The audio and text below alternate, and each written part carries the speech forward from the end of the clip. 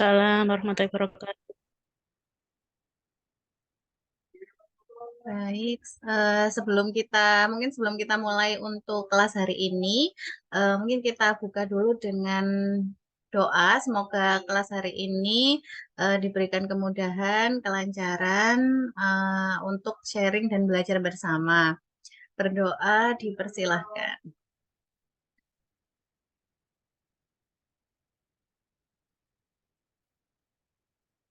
Ini berdoa dicukupkan. Eh, izin saya share screen.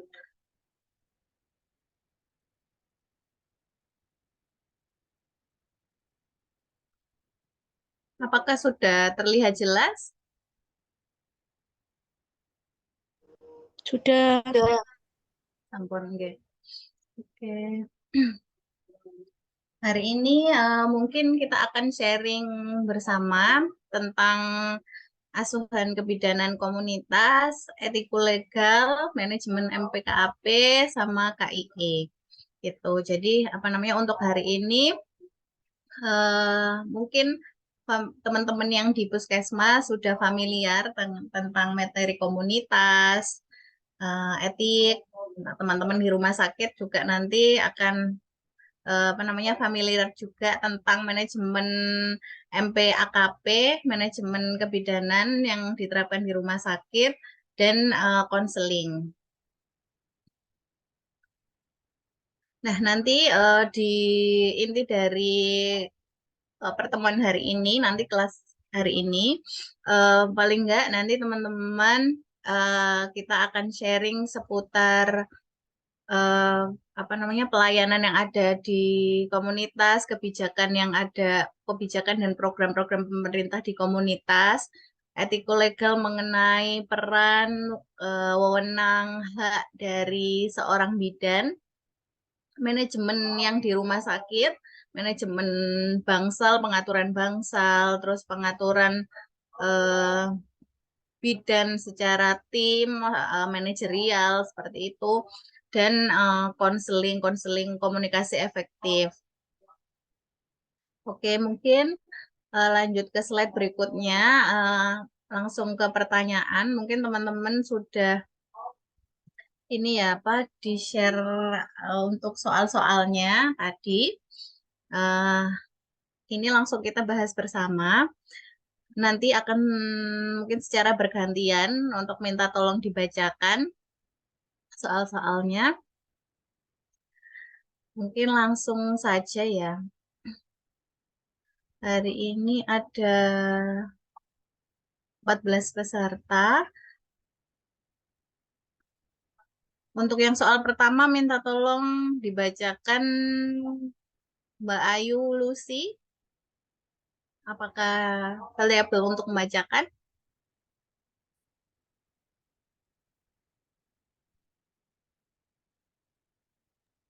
Ngapunten Bu, saya nyimak sambil perjalanan. Oh, nggih, monggo. Nah, mungkin Mbak Diana, Ya Mbak, nggih, monggo. ah Mbak, saya baca ya Mbak. Nggih, Seorang dibaca ASN, sekalian dijawab enggak apa-apa, Mbak. iya, Kita share. seorang ASN bidan ditugaskan di wilayah yang baru. Ditemukan 30 balita dan bayi mengalami BGM. 5 bayi belum mendapatkan imunisasi campak karena takut anaknya akan demam. Apa yang harus dilakukan bidan untuk mengatasi permasalahan tersebut? Ah,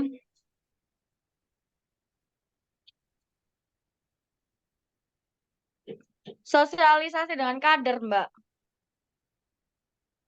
Sosialisasi dengan kader. Iya. Oke. Nah, jadi langsung kita bahas ya. Di nomor satu ini adalah gambaran kalau seorang bidan itu ada di komunitas ya. Mungkin Lindas. mengingat kembali Komunitas. untuk apa namanya materi-materi komunitas. Jadi kalau di komunitas itu kita kan biasanya ada ini ya apa namanya survei masalah ya, survei mawas diri namanya. Nah, bidan itu akan ke rumah-rumah, nanti akan melis pertanyaan seputar kesehatan ibu dan anak, namanya survei mawas diri. Nah, nanti setelah survei mawas diri biasanya akan dilakukan FGD seperti itu. Nah, FGD itu namanya apa sih gitu ya?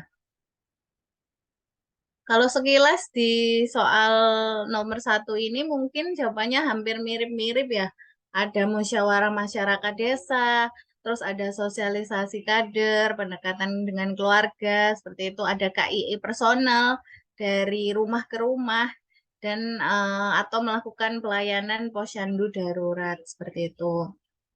Nah, seperti yang saya sampaikan sebelumnya ya, kalau misalnya kita mau menjawab soal, paling nggak kita tahu apa sih inti dari kata kunci dari soal tersebut seperti itu. Nah, yang ditanyakan adalah untuk mengatasi permasalahan yang ditemukan di wilayah baru tersebut seperti itu. Kita bayangkan ya kita sebagai ASN, misal di suatu wilayah yang baru, kita kan ini ya apa namanya belum kenal dengan warganya, terus belum kenal juga dengan masyarakat seperti itu, tokoh masyarakat gitu ya. Nah, ada namanya ini musyawarah masyarakat desa itu. Jadi di program Nawacita nomor kelima ya, kalau misalnya Presiden Pak Jokowi ini ya, apa namanya, eh, visi misinya itu kan tertuang dalam Nawacita. Nah, salah satunya di Nawacita nomor 5 itu khususnya di bidang kesehatan, itu menetapkan kualitas hidup manusia Indonesia ditetapkan dengan program Indonesia Sehat dengan pilar paradigma sehat, seperti itu. Nah, nanti programnya itu ada gerakan masyarakat hidup sehat, PISPK, sama standar pelayanan minimal di bidang kesehatan. Nah, eh, kalau kita bicara tentang komunitas, pasti kita bicara tentang wilayah ya. Wilayah itu bisa desa, bisa kelurahan, seperti itu kalau di kota. Nah, ada namanya survei masyarakat desa. Di survei masyarakat desa itu dilakukan setelah eh iya ya, survei masyarakat desa. Musyawarah masyarakat desa itu dilakukan setelah kita melakukan survei mawas diri. Bidan itu melakukan survei mawas diri, terus baru dilakukan FGD untuk merencanakan tata laksana permasalahan tersebut. Jadi apa namanya masalah-masalah tersebut akan didata, akan diprioritas masalah dan akan ditata laksana bersama, baik melalui secara lintas sektor, biasanya nggak hanya kesehatan, tetapi kita ngundang tokoh masyarakat. Gunanya apa? Melakukan pemberdayaan masyarakat seperti itu. Jadi jawabannya musyawarah masyarakat desa. Gitu. Mungkin ada yang mau didiskusikan?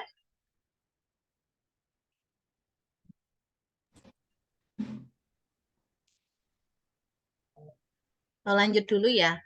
Lanjut ke soal nomor 2. Di soal nomor 2, minta tolong untuk membacakan Mbak Dia Harti.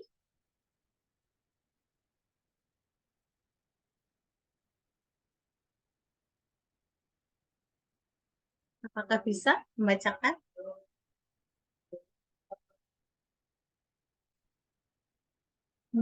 Kalau Mbak Dia Harti belum bisa, Mbak Heriu Vina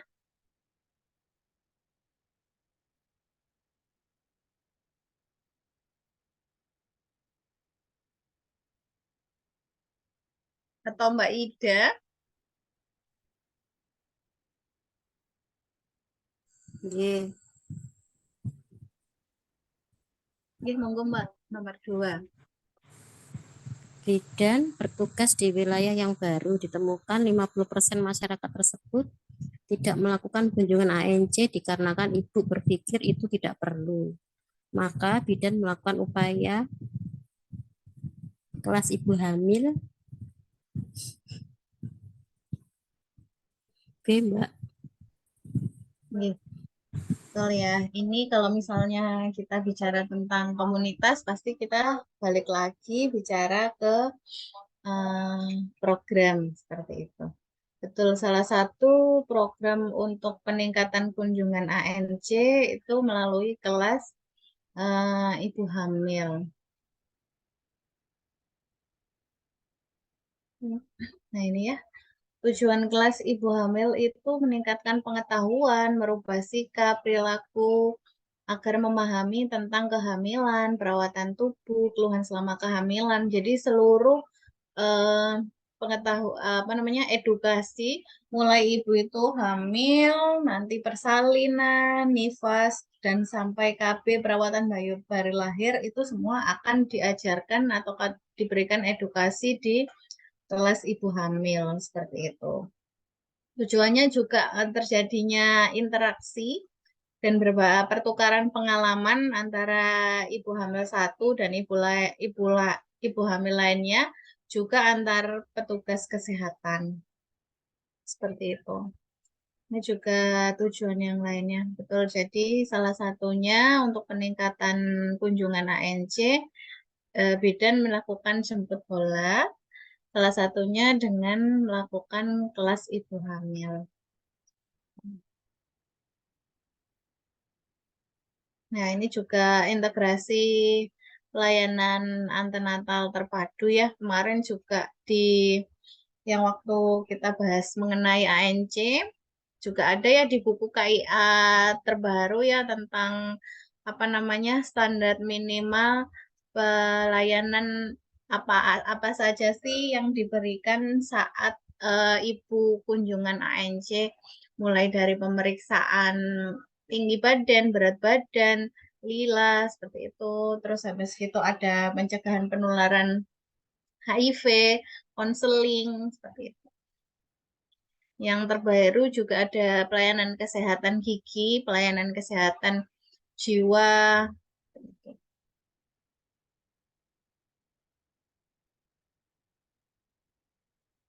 Kita lanjut ke soal nomor 3. Minta tolong gantian membacakan Mbak Hulaifatul.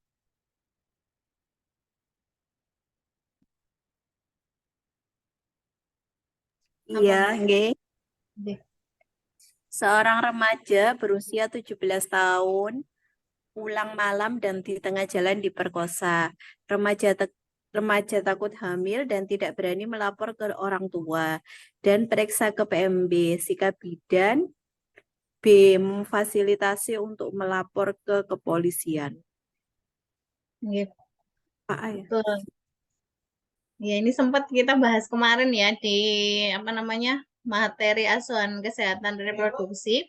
Jadi apa namanya di tugas bidan itu salah satunya kalau misalnya menemukan kekerasan terhadap apa namanya seksual, salah satunya memfasilitasi untuk melapor ke kepolisian seperti itu.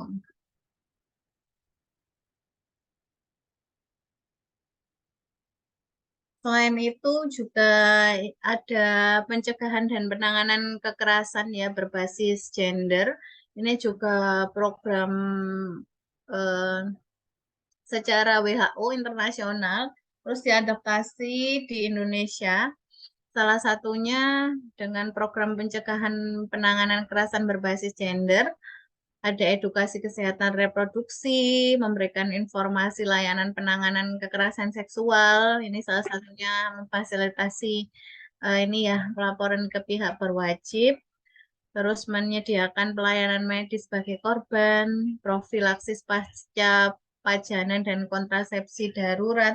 Biasanya ini harus ini ya kolaborasi dengan pihak kepolisian juga, dukungan psikologis, edukasi dukungan, terus juga perujukan kesehatan, terus juga penguatan kapasitas bidan melalui pelatihan atau ya melalui pelatihan. Lanjut ke soal nomor 4. Minta tolong bacakan Mbak Mardiana.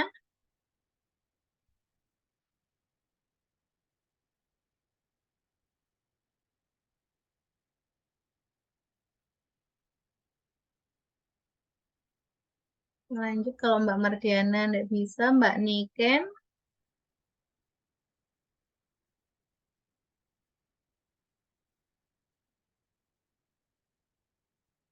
Mbak Niken apa bisa? Mbak Nurul Lailia. Iya, Mbak. Anda adalah seorang bidan ASN yang ditugaskan di desa A. Terdapat 14 balita mengalami diare. Bidan desa melakukan kunjungan rumah untuk mencari tahu penyebab wabah diare, yaitu karena mereka tinggal di daerah perumahan yang berdekatan dan banyak sampah. Peran bidan sebagai peneliti. Peneliti ya. Mungkin dari Mbak Nurul Lailia masih ingat nggak peran bidan itu ada apa saja? Pendidik, eh, pengo- pengelola, Oke. beri pelayanan, penyuluh.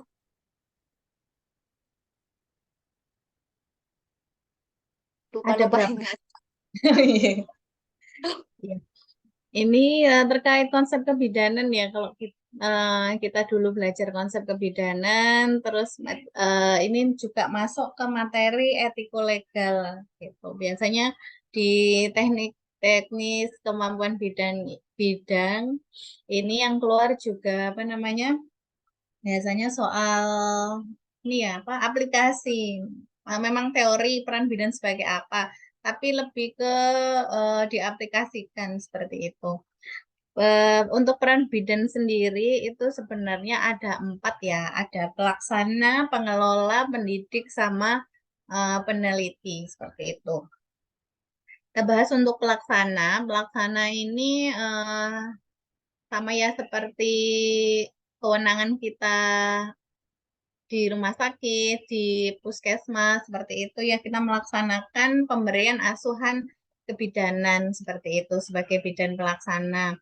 Selain itu juga kita juga punya tugas dan wewenang untuk asuhan kolaborasi dan asuhan rujukan seperti itu sebagai pengelola sebagai pelaksana.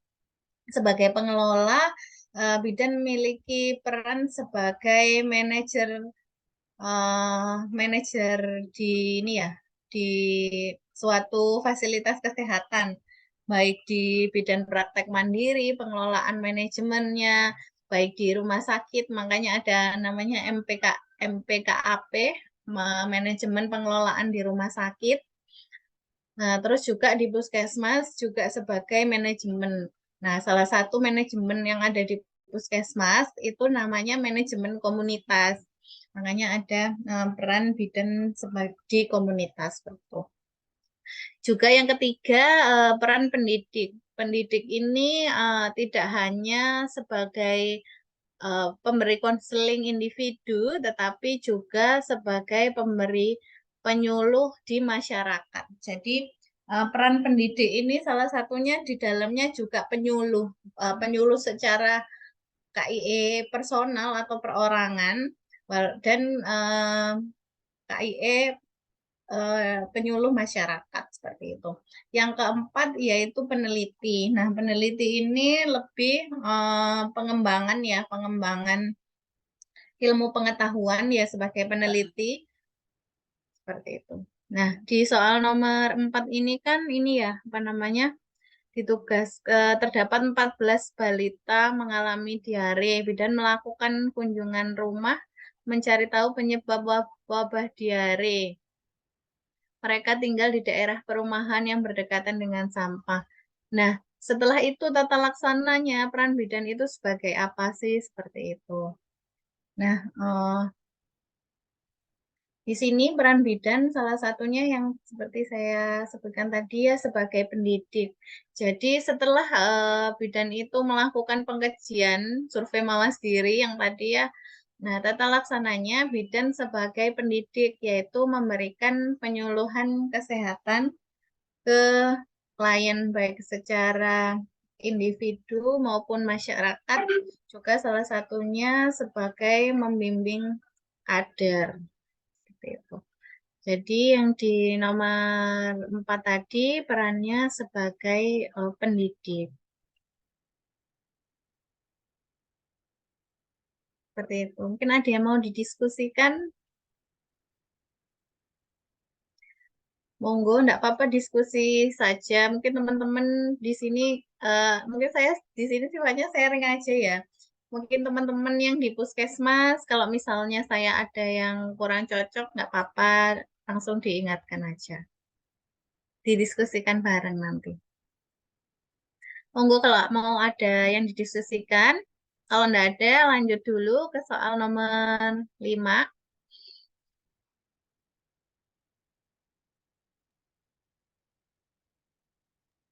Oh, sudah lanjut. Oke, lanjut ke soal nomor 5 dulu ya. Soal nomor 5, minta tolong bacakan Mbak Rizky Amelia. Ya, Mbak. Berikut yang tidak termasuk dalam indikator kelompok gizi kesehatan ibu dan anak adalah B. Keluarga mengerti program keluarga berencana.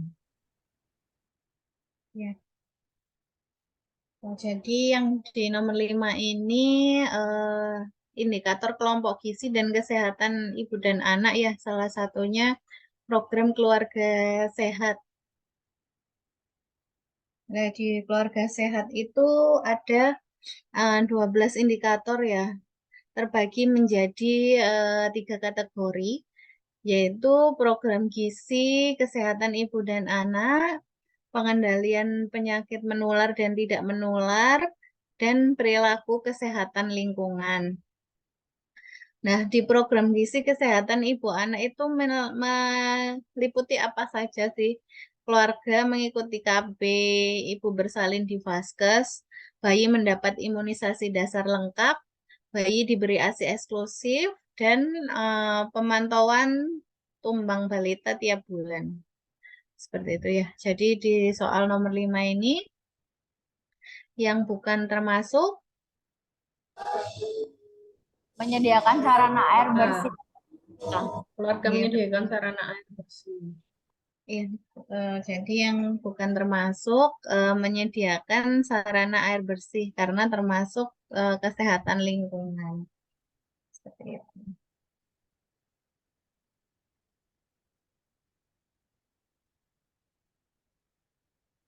Oke, lanjut ke soal nomor 6. Soal nomor 6, minta tolong bacakan Mbak Serly. Ya, stunting merupakan masalah yang sangat penting untuk diatasi. Stunting akan mempengaruhi tumbuh kembang seorang anak. Jika jumlah stunting meningkat, terus dikhawatirkan anak yang merupakan generasi penerus bangsa akan terpengaruh. Untuk itu, PISPK mendorong untuk B. Setiap anak dilakukan pemantauan tumbuh kembang. Ya, betul ya. Jadi apa namanya? Salah satu program pemerintah yaitu ini ya, penurunan angka stunting seperti itu. Nah, di PISPK, Program Indonesia Sehat dengan pendekatan keluarga yang tadi ya, salah satunya ada pemantauan tumbuh kembang. Jadi betul tadi ya jawabannya untuk mendorong penurunan angka stunting salah satunya dengan pemantauan tumbuh kembang.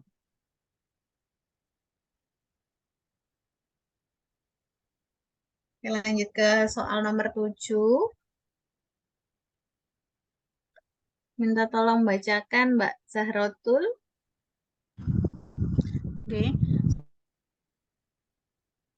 Seorang bidan koordinator KIA sebuah puskesmas memberikan contoh yang sesuai standar dalam pelayanan asuhan kebidanan BPL kepada bidan pelaksana serta disiplin dan etos kerja yang tinggi dalam bekerja. Untuk menunjang tugas dan fungsinya, bidan koordinator memanfaatkan kegiatan rutin yaitu B. Pemberdayaan sesama bidan atau peer group.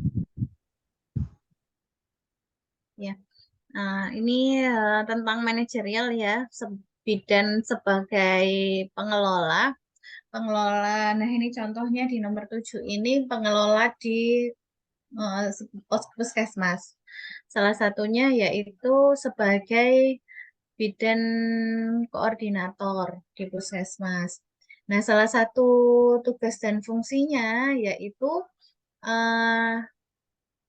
ini pemberian contoh pelayanan asuhan kebidanan disertai dengan disiplin dan etos kerja yang tinggi dengan etos kerja yang tinggi seperti itu. Nah, ini termasuk bidan itu memanfaatkan tugas dan fungsinya sebagai apa seperti itu. Nah, di pedoman pokok bidan koordinator itu ada beberapa tugas pokok sebagai BIKOR. Salah satunya yaitu melaksanakan penilaian atau pemantauan. Jadi MONEF tentang kinerja bidan di wilayah program di manajemen program KIA. Terus juga melakukan koordinasi lintas program atau lintas sektor, baik secara horizontal maupun vertikal. Juga membina hubungan kerja bidan dan tata organisasi puskesmas, seperti yang tadi ya. Nah, untuk menunjang tugas dan fungsinya sebagai pembina, seperti itu ya, BIKOR itu memiliki nih, ada tugasnya secara langsung atau coaching, terus pemberdayaan sesama bidan, pembahasan refleksi kasus, kunjungan ke lokasi, umpan balik laporan dengan pertemuan audit maternal perinatal seperti itu. Nah, sebagai ini menunjang tugas fungsinya untuk supaya memberikan contoh standar di lingkungan kerjanya, bidan itu melakukan ini pemberdayaan sesama bidan, betul ya. Kalau bimbingan langsung itu ke personal, kalau pemberdayaan bidan itu melalui contoh-contoh seperti itu. Terus kalau pembahasan kasus itu, misal setiap bulannya kita ambil salah satu contoh kasus untuk didiskusikan bersama seperti itu. Hampir mirip ya dengan audit maternal perinatal seperti itu. Kalau kunjungan ke lokasi itu mungkin lebih ke ini ya, apa namanya, kerjasama lintas sektor seperti itu.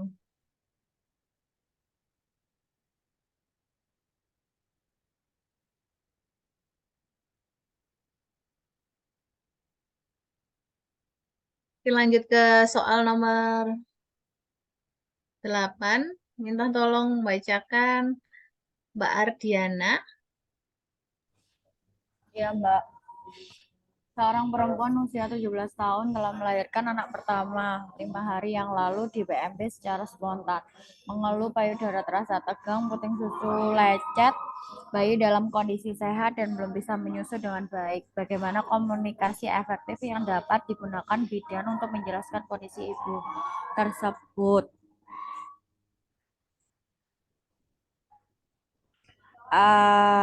Yang Mbak. Ibu jangan cemas ya, saya akan mengajarkan cara menyusu dengan benar.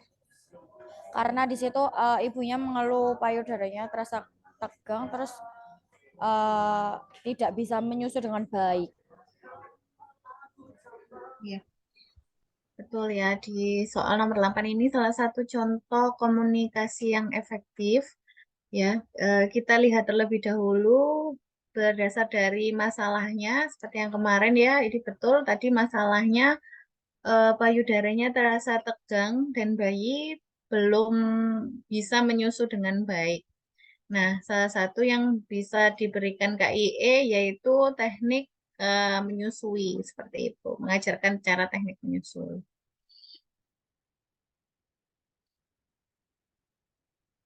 Ini ya teknik salah satu teknik komunikasi efektif ada informatif, menyampaikan pesan baru, persuasif, dan instruktif seperti itu, baik secara langsung maupun tidak langsung. Betul yang E ya jawabannya. Oke, lanjut di soal nomor 9. Minta tolong bacakan Mbak Ayu.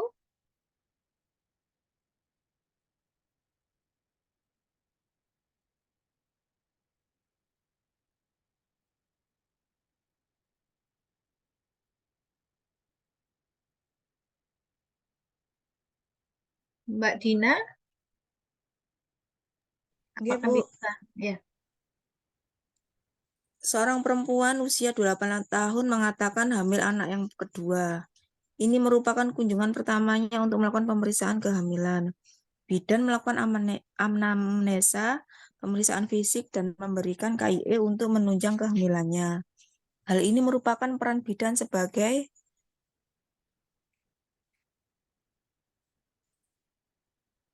A ya, Bu. Pemberi pelayanan kebidanan. Ya, betul ya. Sudah dibahas tadi ya, salah satu apa namanya peran bidan salah satunya memberikan pemberi pelayanan, yaitu melakukan asuhan kebidanan, pemberian asuhan kebidanan secara mandiri, kolaboratif maupun rujukan. Jadi jawabannya sebagai pemberi pelayanan kebidanan. Ya, ada tugas mandiri, kolaborasi, sama rujukan. Nah, ini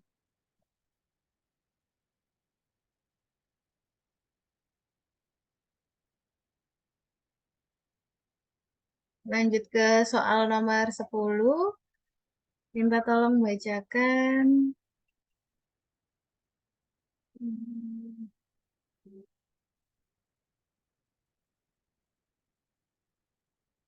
Mbak Ida. nggih. Pasangan suami istri datang ke bidan praktek mandiri sebelum memilih alat kontrasepsi. Ingin diberikan penjelasan tentang macam-macam alat kontrasepsi dan diberikan kesempatan untuk memilih alat kontrasepsi yang dikehendaki, termasuk dalam etika praktis apa kasus di atas? Jawaban saya E, autonomi. Ya. Ya, prinsip etik kebidanan ya bisa ini sumbernya dari keperawatan tapi bisa diadaptasi sebagai kebidanan ya. Ada autonomi, ada beneficent, ada justice, veracity, non-maleficent, fidelity, confidentiality, sama accountability. Betul, karena jawabannya betul tadi ya, Mbak Ida, tentang autonomi, yaitu menghormati keputusan pasien untuk menentukan apa yang terbaik untuk dirinya. Seperti itu.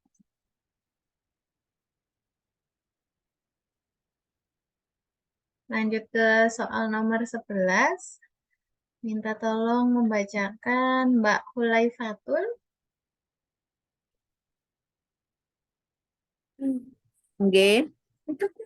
Seorang perempuan usia 38 tahun melahirkan secara spontan per vaginam di rumah sakit. Bayi yang dilahirkan kembar, lahir merintih, ekstremitas kebiruan dengan berat lahir bayi 2000 gram dan 1500. Bidan akan melakukan tindakan membersihkan jalan nafas bayi, tetapi dari pihak keluarga menolak. Kemudian bidan tersebut tetap melakukan membersihkan jalan nafas. Apakah jenis pengambilan keputusan bidan tersebut? Apa ya ini ya? Deontologi atau A ya? Ya, ini ya tentang pengambilan keputusan seperti itu ya. Untuk pengambilan keputusan di konsep kebidanan ya, etiko legal, untuk pengambilan keputusan itu terbagi menjadi utilitarisme, deontologi, hedonisme, sama eudemonisme seperti itu. Nah, yang di soal nomor 11 tadi itu kan sebenarnya keluarga menolak, tapi bidan itu mengutamakan ini ya, apa namanya, kebaikan untuk si pasien seperti itu ya. Nah, kalau utilitarisme itu ini apa mengutamakan adanya konsekuensi atau kepercayaan adanya kegunaan semua manusia itu memiliki perasaan senang atau sakit seperti itu. Kalau deontologi itu ini ya suatu setiap manusia itu punya kewajiban terhadap dirinya apa ya, semua potensi itu baik gitu ya, apa tindakan itu baik seperti itu. Kalau hedonisme itu ini berprinsip eh, bukan hanya kesenangan tetapi juga kebebasan mengenai rasa sakit seperti itu. Kalau eudanisme itu saya mengejar suatu tujuan ingin mencapai sesuatu yang baik seperti itu dengan akhir kebahagiaan seperti itu. Jadi kalau menurut saya itu termasuk yang ini eudonisme, eudemonisme yaitu mengejar kebaikan untuk suatu akhir yang lebih baik. Itu.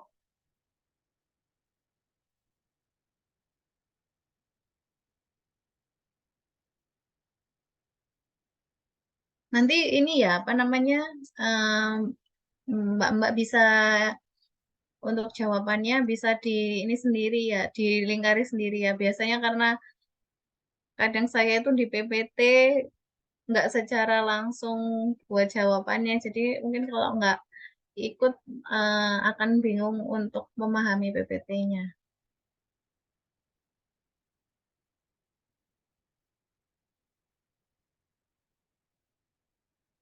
Lanjut ke soal nomor 12. Minta tolong membacakan Mbak Niken, apa bisa? Sambil jaga ya. Oke. Mbak Nurul Lailia. Pasang suami istri datang ke bidan praktek mandiri dengan membawa anaknya yang berumur 3 bulan. Mereka ingin membicarakan tentang berat badan dan anaknya yang tidak bertambah. Bagaimanakah bentuk pertanyaan efektif yang sesuai dengan kasus di atas? A. Apakah bayi Anda sakit?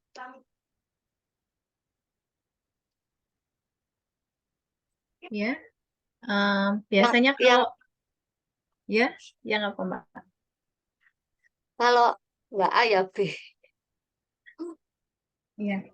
Nah, salah satunya di komunikasi efektif itu juga ada pertanyaan efektif ya. Mungkin kalau misalnya di ini lagi, dikembalikan lagi, flashback lagi, biasanya pertanyaan efektif itu mengandung, kata kuncinya mengandung pertanyaan yang terbuka.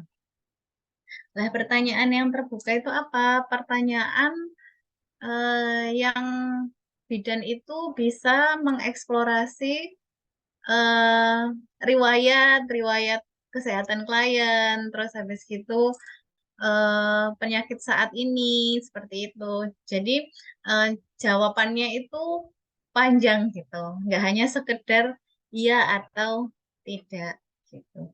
Nah, kira-kira yang di nomor 12 ini yang mana Mbak Nurul untuk pertanyaan efektif kira-kira? Yang bisa menggali permasalahan berat badan. E. Ya, yang ya Mbak ya. Jadi pertanyaan yang jawabannya tidak hanya iya atau tidak. Gitu ya.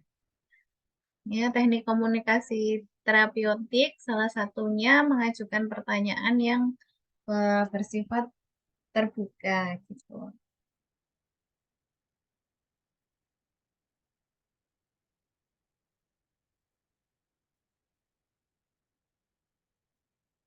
Lanjut ya. Ke soal nomor 13. Minta tolong membacakan Mbak Rizky Amelia.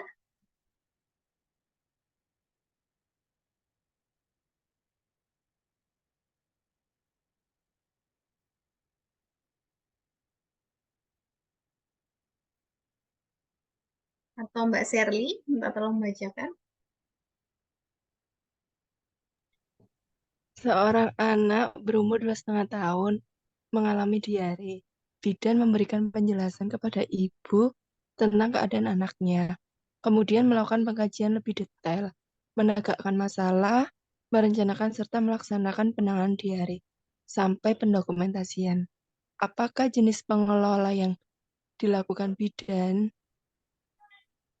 Manajemen penanganan diare. Manajemen penanganan diare. Kira-kira kalau misalnya sesuai program di komunitas, Manajemen anak sakit. Manajemen anak sakit. Manajemen anak sakit. manajemen. Jadi gimana, Mbak? Yang mana? MTBS ya. Manajemen anak sakit ya. Anak sakit, Yang B. Yang B. apa balita sehat? Enggak, Mbak. Manajemen anak sakit ya. Kalau ini biasanya pakai toolsnya apa? Untuk ini, apa namanya, penanganan diare di puskesmas. Pojok oralit, Mbak. Selain itu kan Selain di setiap puskesmas kan mungkin nggak semuanya punya pojok oralit. Untuk secara umum nasional pakai apa? Dan penanganan Ada diare. itu apa namanya kayak format MTBS itu loh. Usia Nah, 0 ya sampai MTBS, MTBM. ya. betul. Ya itu jawabannya, Mbak. Pakai manajemen MTBS. Jadi kan kalau misalnya nasional kan, Apa anak sakit, Mbak? iya. Jadi betul ya tadi ya standar manajemen anak sakit. Jadi kalau di nasional mungkin kalau misalnya untuk pojok oralit ya Mbak, nggak semuanya mungkin di puskesmas ada pojok oralit. Tapi kalau misalnya standar nasional mungkin di setiap puskesmas akan ada poli MTBS. Iya nggak Mbak yang di puskesmas Iya, ada. Tapi ada. sekarang sudah digerakkan untuk pojok oralit kok, Mbak. Udah ada 2016 gitu kalau nggak salah. Oh, yang terbaru memang pojok oralit ya Mbak? Gabung di poli MTBM, MTBS itu. Terus dikasih kayak apa tuh bergabung kolaborasi sama dokter PJKIA-nya ada pojok oralit. Kalau dari akreditasi sih disuruhnya harus ada sih Mbak pojok oralit. Nggak tahu sih kalau puskesmas lainnya ya. Kalau Jadi ini ya Mbak ya, itu program yang terbaru khusus untuk diare ya Mbak ya? Maksudnya beda jadi satu sama poli MTBS kah atau beda? kalau di puskesmas saya itu kan ada kayak apa pelayanan khusus anak sakit. Lah itu tatap pasien itu tatap muka langsung sama PJKIA itu. Jadi ada bersamaan dengan layanan pojok oralit itu. Jadi kalau misalnya ada diare, didapatkan pasien diare gitu ya, nanti langsung diarahkan ke perawatnya yang benar ada PJ-nya pojok oralit itu. Kalau di iya. saya sih. Ya, oke. Berarti mungkin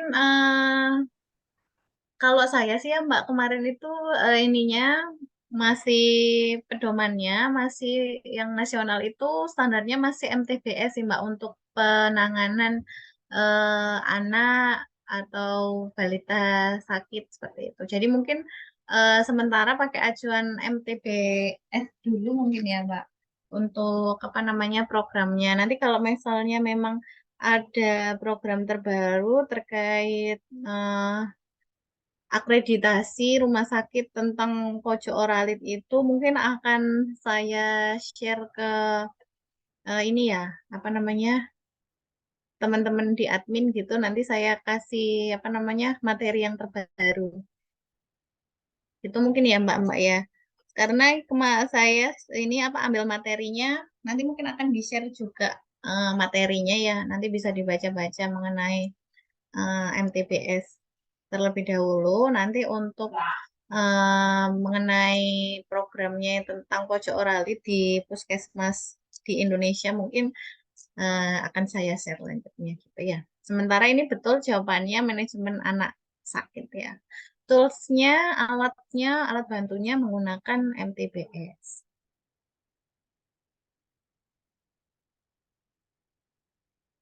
Oke, lanjut ke soal nomor 14.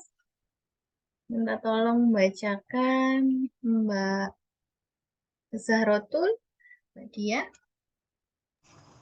Oke.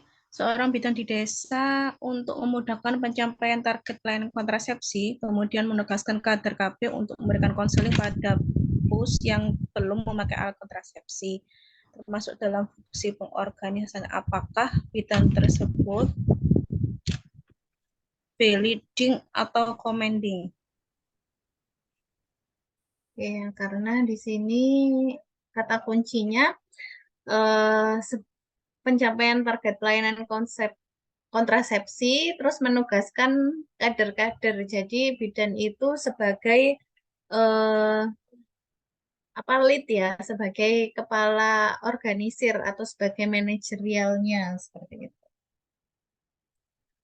Jadi fungsi-fungsinya itu manajemen ya, manajemen di etikologi kebidanan di rumah sakit itu ada forecasting, meramalkan biasanya ini masuk peran bidan ya sebagai peneliti, kita lakukan survei mawas diri, terus apa aja masalah di masyarakat, terus kita melakukan FGD dan kita cari prioritas masalah seperti itu, namanya meramalkan, terus planning perencanaan dari permasalahan itu apa saja sih perencanaan yang bisa dilakukan lintas sektor seperti itu, organizing yaitu pengorganisasian dengan perencanaan itu apa saja sih yang bisa dilibatkan mulai dari masyarakat, dari kader, terus tokoh-tokoh masyarakat seperti itu. Terus commanding atau leading commanding itu pemberian perintah ya. Coordinating sebagai pengorganisasian ini pemecahan masalah juga controlling sebagai kontrol ya. Salah satunya kalau di kasus di atas untuk pemberian tugas pemberian ini menugaskan kader ya itu lebih ke fungsi leading atau commanding, memerintahkan gitu. Oke, lanjut ke soal nomor 15. Minta tolong bacakan kembali lagi ke Mbak Ardiana. Ya, Mbak. Seorang remaja 15 tahun datang ke BPM mengeluh merasa lemas, berkunang-kunang, dan tampak pucat saat mengalami menstruasi. Kemudian dilakukan pemeriksaan HB, didapatkan hasil 9,9 gram per persen, termasuk upaya apakah tindakan bidan tersebut?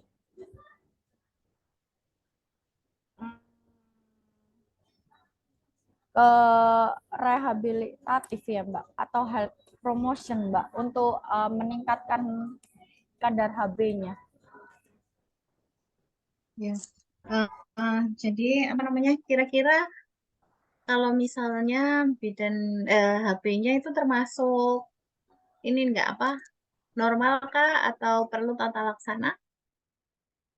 Enggak, kurang. Kurang ya. Perlu tata laksana. Ya, perlu tata laksana ya. Oke. Jadi untuk tindakan bidan ya. Itu ada namanya early diagnosis. Jadi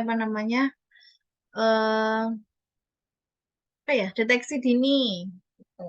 Nah, deteksi dini itu biasanya tujuannya mencari kasus dini mungkin, terus pemeriksaan kesehatan secara umum, terus pengawasan, meningkatkan keteraturan pengobatan seperti itu dan mencari orang-orang yang misalnya dalam kasus penyakit menular itu siapa saja sih yang pernah kontak dengan orang tersebut seperti itu. Terus juga pemberian pengobatan setiap permulaan kasus. Nah, eh, di HB 9,9 ya. Terus habis itu ini sedang menstruasi. Langkah bidan yang dilakukan ini termasuk deteksi dini gitu, untuk pemberian tindakan lebih lanjut seperti itu. Nah, kalau rehabilitatif, iya betul. Kalau rehabilitatif itu biasanya lebih ke eh, pengobatan ya. Misalnya bidan itu memberikan terapi seperti itu kalau rehabilitatif. Jadi nanti kalau misalnya di soal nomor 15 ini contohnya kan ini lebih difokuskan ke pemeriksaan HP ya. Pasien lemas, terus kita lakukan, oh ya kita lakukan pemeriksaan HP seperti itu. Nah, kalau misalnya jawabannya rehabilitatif, itu lebih ke ini setelah dilakukan pemeriksaan HP, bidan itu memberikan terapi FE, konseling seperti terapi FE gitu ya. Misalnya itu termasuk salah satu tindakan rehabilitatif. Sedangkan health promotion itu biasanya ke masyarakat bisa terus ke perseorangan. Biasanya lebih ke preventif sebelum ditemukan hasil suatu diagnosis penyakit, diagnosis patologis seperti itu. Kalau specific protection itu biasanya lebih ke misalnya kalau ibu hamil diberikan tablet FE untuk supaya nggak terjadi anemia gitu. Terus bayi dilakukan imunisasi khusus, misal kalau misalnya ada wabah di suatu daerah dilakukan imunisasi khusus seperti itu. Terus kalau disabilitation limitation itu untuk mencegah ini apa kesakitan apa supaya tidak terjadi cedera kesakitan yang lebih berlanjut atau komplikasi yang lebih berlanjut seperti itu. Jadi biasanya lebih ke merujuk ke rumah sakit seperti itu.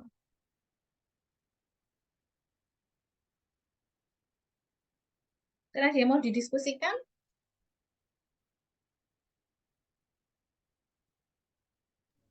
Lanjut, Mbak.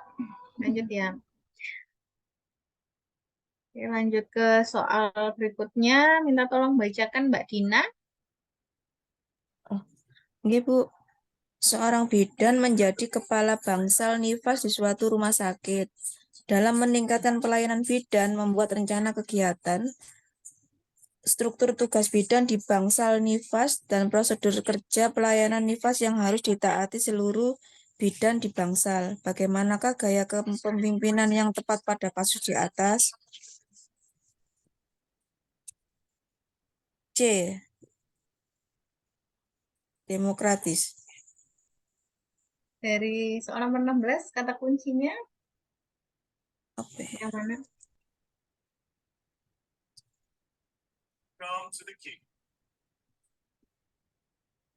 Harus ditaati seluruh bidan di bangsal. Harus ditaati. Kalau harus ditaati, Ya, Bu. Oke. Ya, kurang paham yang ini, Bu. oke. Jadi tentang manajerial rumah sakit ya. Nah, ini ada gaya-gaya kepemimpinan gitu ya, ada demokratis, ada partisipatif, ini biasanya hampir sama dengan otokratis ya. Terus juga ada otoriter seperti itu, terus ada kepemimpinan bebas seperti itu ya. Kalau kepemimpinan demokratis itu biasanya pelaksana itu masih kepala ruangan itu masih melibatkan pelaksana dalam pengambilan keputusan seperti itu. Sedangkan kalau yang partisipatif atau otokratif biasanya ini ya, apa namanya? Sebenarnya kepala ruangan itu memiliki kendali penuh atas keputusannya seperti itu, tapi masih ada melibatkan ini apa dari bidan pelaksana untuk memberikan masukan seperti itu. Sedangkan kalau yang otoriter itu biasanya ini apa namanya harus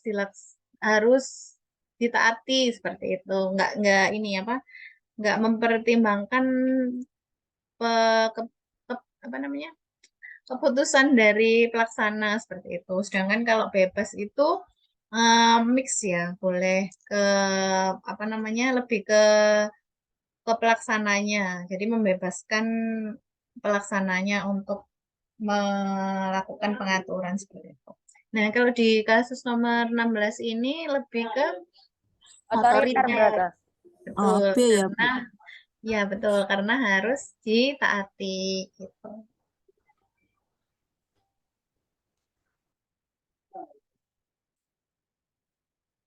Oke, lanjut ya ke soal nomor 17. Minta tolong bacakan Mbak Ida.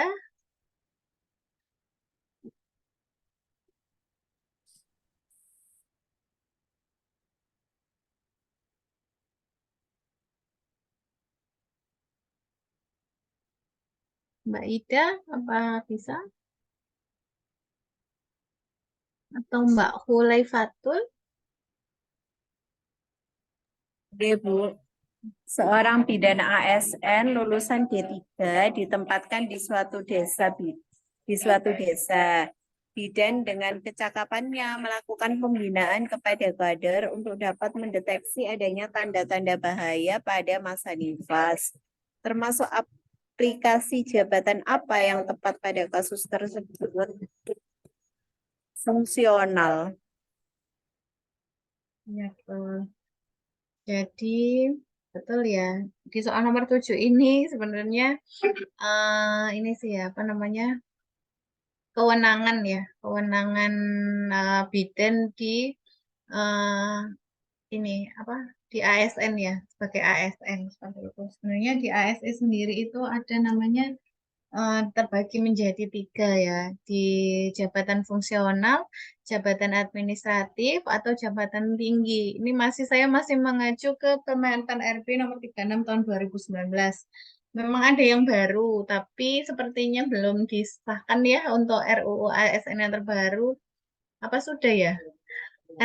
Kayaknya kemarin masih penggodokan RUU sih yang terakhir. Jadi saya masih ikut Permen-Pan RB nomor 36 ya tahun 2019 tentang jabatan fungsional. Kalau bidan ASN itu kita termasuk ke jabatan fungsional. Biasanya ada yang bidan ahli, ada yang bidan terampil seperti itu. Nah, nanti kalau bidan terampil ini biasanya ke keterampilan mulai dari jenjang diploma. Kalau ahli ini mulai dari jenjang sarjana seperti itu. Nah, untuk pimpinan tinggi ini biasanya yang memegang suatu kebijakan, apa namanya? Merumuskan atau mengesahkan suatu kebijakan. Sedangkan kalau administratif itu lebih ke ya ke administratif ya ke surat-surat seperti itu. Kadang ada yang bidan non fungsional, jadi biasanya kita bisa mengisi di fungsional sama administratif. Kalau fungsional biasanya kita termasuk yang di pelayanan baik di rumah sakit, di puskesmas itu termasuk fungsional. Yang di administratif itu biasanya yang di kantor ya, yang di dinas kesehatan seperti itu. Relatif untuk kenaikan ini kadang bedanya apa? Biasanya beda di kenaikan jenjang. Itu biasanya fungsional lebih cepat kenaikan jenjangnya daripada di administratif seperti itu.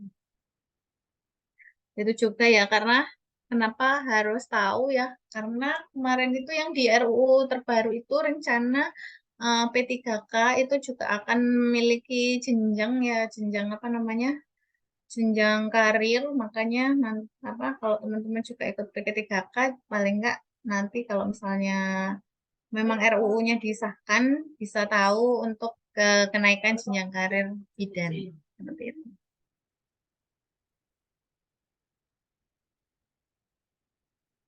Oke, lanjut ke soal nomor 18. Minta tolong bacakan Mbak Nurul Lailia. Asuhan yang dapat diberikan pada 6 minggu postpartum adalah saya A. Memastikan involusio uteri berjalan dengan normal. Oke, kira-kira Mbak di 6 minggu itu eh, masih ini enggak apa namanya bagaimana cara pengecekan involusi uteri? Masih teraba kah ininya uterusnya?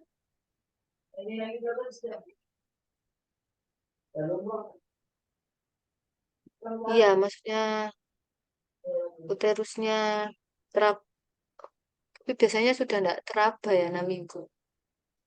Iya betul, sudah enggak teraba. Kira-kira di 6 minggu postpartum, kira-kira apa? Memastikan ibu mendapatkan makanan yang bergizi. Dan B, Bu. Yang mana? Yang B? Yang B. B, Bu. Menanyakan penyulit-penyulit yang dialami. Karena udah masa nifas mau berakhir kan Mbak 6 minggu. Ya, betul. Ya, di soal nomor 18 ini kan terkait dengan kunjungan nifas ya, ada KN-KN itu ya. Mbak. KF. KF ya, KF. maaf. KN neonatal ya, KF ya. Nah, di setiap KF itu kan apa aja asuhan yang bisa diberikan. Nah, kalau misalnya kita kurang hafal nih, apa namanya, kira-kira apa aja, apa namanya, asuhan yang bisa diberikan. Kita ini aja, apa namanya, secara kita nalar aja. Kira-kira kalau misalnya soal di soal nomor 18 itu di 6 minggu itu masih bisakah involusi apa uterus itu masih bisa teraba kah? Gitu. Terus habis gitu memastikan ibu makanan yang bergizi dan cukup cairan. Kita kembalikan lagi fungsinya makanan yang bergizi dan cukup cairan itu apa? Yang pertama kan biasanya untuk penyembuhan luka ya, terus involusi berjalan normal. Terus juga proses menyusui, kira-kira di 6 minggu postpartum, kan itu sudah terlampaui seperti itu ya. Kalau misalnya yang kemarin yang ya, ingat-ingat waktu pertemuan kita kemarin, ada namanya psikologi masa nifas ya, Reva Rupin itu ada yang fase taking in, taking hold, sama letting go. Kira-kira di 6 minggu itu masih nggak ada efek nggak di fase-fase itu untuk apa namanya makanannya seperti itu. Terus pencegahan bayi tetap sehat melalui pencegahan hipotermi. Nah, ini kan biasanya untuk bayi-bayi baru lahir ya. Kalau misalnya 6 minggu mungkin nggak perlu lagi. Begitu juga dengan perawatan tali pusat. Nah, di KF3 ini biasanya lebih ke ditanyakan tentang penyulit-penyulit yang ibu dialami, baik fisik maupun psikologis seperti itu, karena sudah masa-masa akhir nifas gitu. Karena kadang itu eh, penyulit khususnya penyulit psikologis ya itu baru muncul di atas 2 minggu 2 minggu postpartum 14 hari postpartum jadi perlu dikaji juga gitu dan juga pentingnya tentang konseling KP gitu. Jadi tadi jawabannya memang menanyakan penyulit yang ibu alami. Oke, lanjut ke Berarti yang lebih utama lebih ke menanyakan ulang penyulitnya yang kemarin-kemarin, Mbak. kenapa, Mbak? Lebih itu Mbak ke pertanyaannya, Mbak. ke soal, Mbak. Ke soal? Iya. Mm-mm. Berarti lebih ini kan jawabannya kan menanyakan penyulit-penyulit yang dialami ibu selama masa nifas. Padahal kan masa nifasnya kan mau berakhir. Mm-mm. Apakah nanti kalau semisal alasannya saya menjawab memastikan ibu mendapatkan asupan itu kan untuk kedepannya itu kan ASI eksklusifnya kan masih berjalan karena kan masih 6 minggu gitu. Jadi tetap mengupayakan yang paling lebih ke psikologisnya ibunya, lebih ke paling utama. Iya, betul. Kalau saya ya lebih ke yang D gitu. Kalau yang B itu memastikan ibu makanan yang bergizi dan cukup cairan itu harusnya di fase-fase nifas yang awal seperti itu, yang KF kunjungan awal seperti itu. Sedangkan kalau yang ini ya, yang penyulit itu kan misal eh, mulai timbul bendungan ASI, enggak sih Kak, bendungan ASI. Kalau bendungan ASI masih 3 hari ya. Mulai timbul mastitis seperti itu, terus mulai timbul gangguan psikologis itu kan ini ya di pertengahan ya, di 2 minggu ke atas seperti itu. Kalau makanya kalau saya lebih ke menanyakan penyulit selama masa nifas. Seperti itu. Kalau buku KIA terbaru gimana ya, Mbak? Nah, coba saya sambil buka buku KIA yang terbaru ya, Mbak, ya. Saya stop share dulu ya.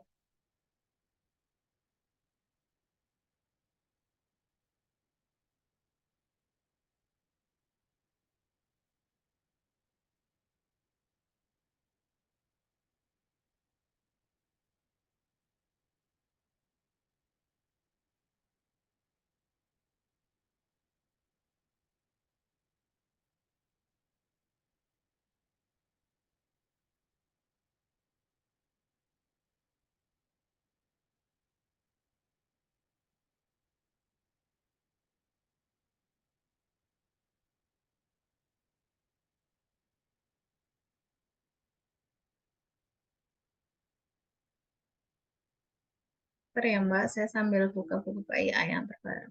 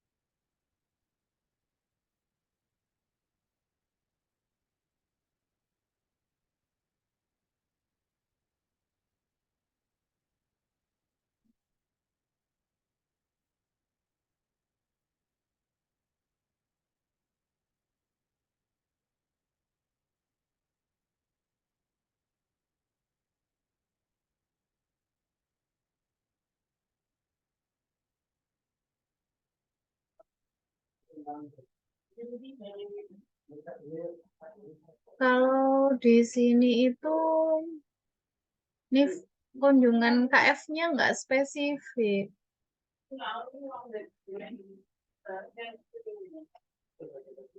Ya. Jadi KF-nya itu lebih diperiksa semuanya.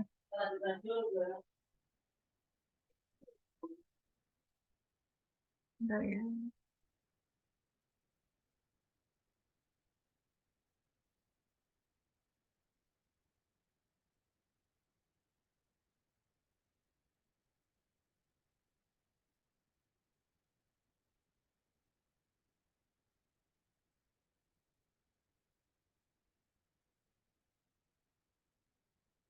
Ini ya untuk perawatan ibu nifas ya.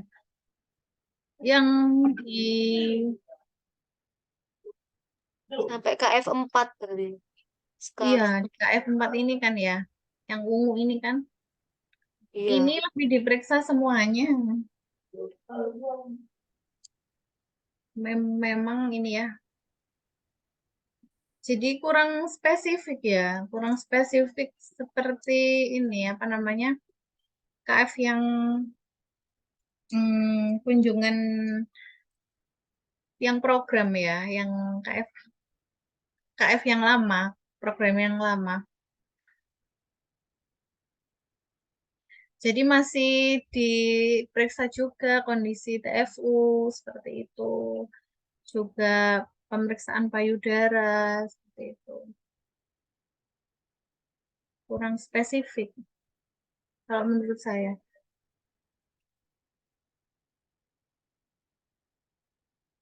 Gitu.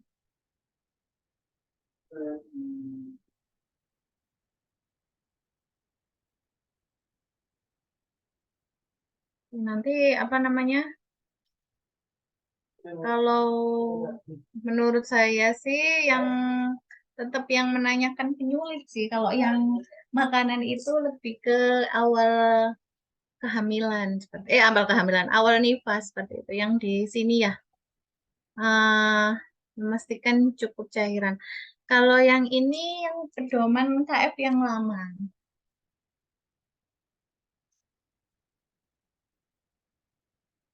Tapi kalau sekarang semuanya sama ya. Diperiksa juga.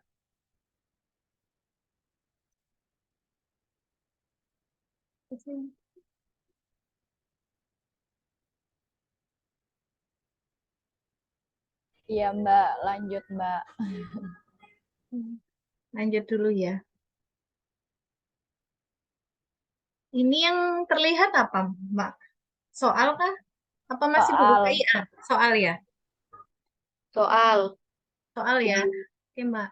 Di soal nomor 19, minta tolong bacakan Mbak Rizky Amelia.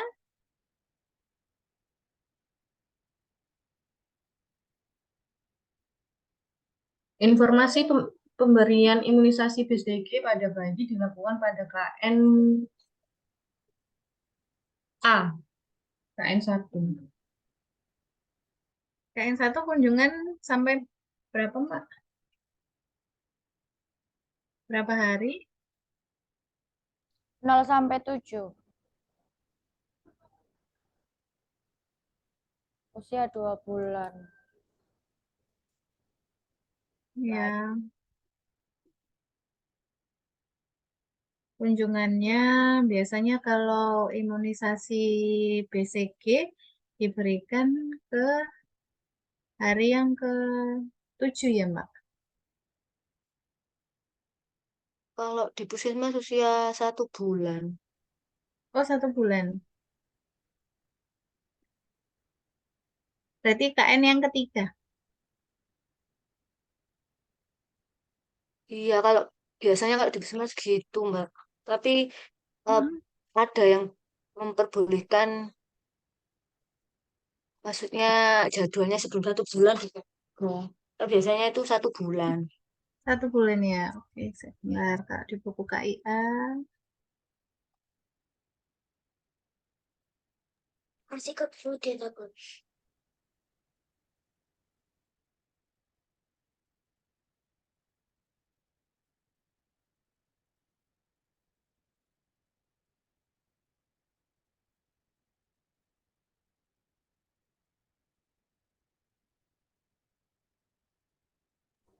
Mbak, ini yang buku kayaknya yang 2000 berapa, Mbak? Ini yang 2023 ya? iya Yang betul. sangat terbaru ya? Iya, Mbak. 2023.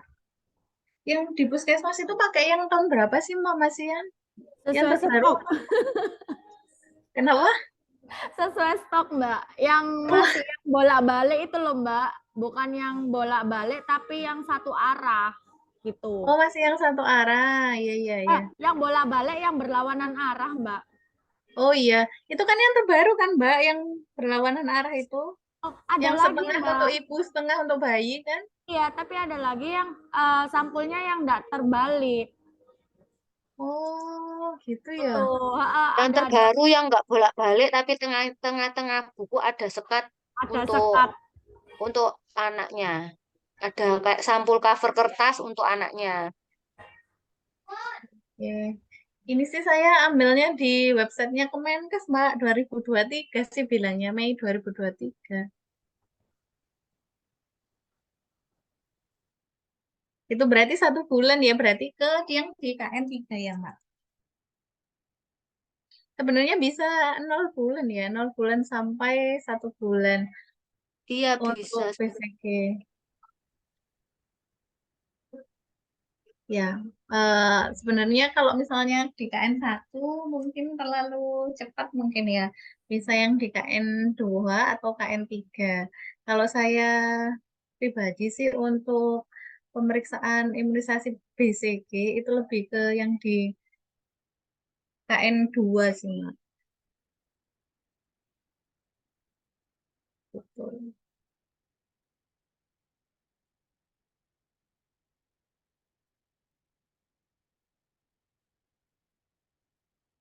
Oke, mungkin mau lanjut dulu. Lanjut, Mbak. Lanjut dulu ya di soal nomor 20. Minta tolong bacakan Mbak Serly.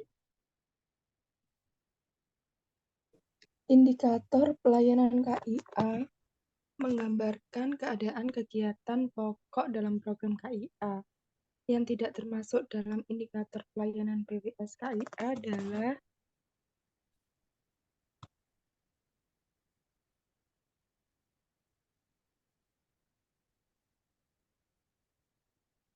deteksi dini kesehatan reproduksi.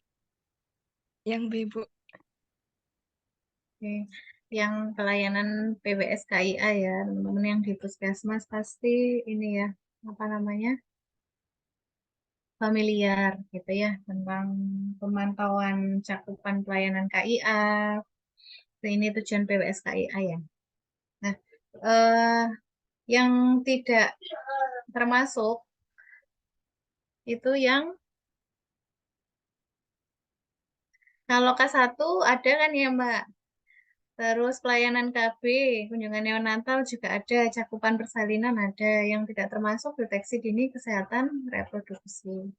Itu betul ya.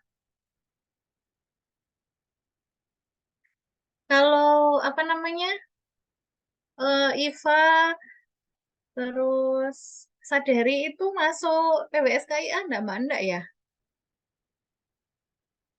Beda. Buatan kan ya Mbak? Betul. Masuk PTM ya, Mbak.